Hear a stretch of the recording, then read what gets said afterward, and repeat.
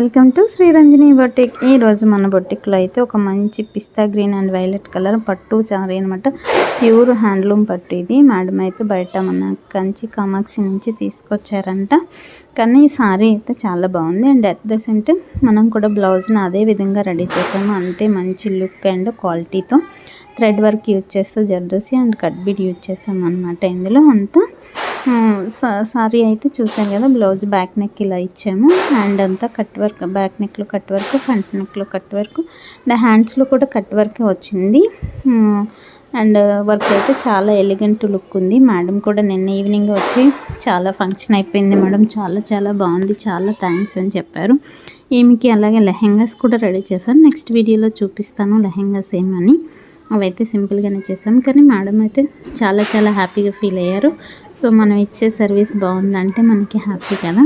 so వాడ review తర్వాత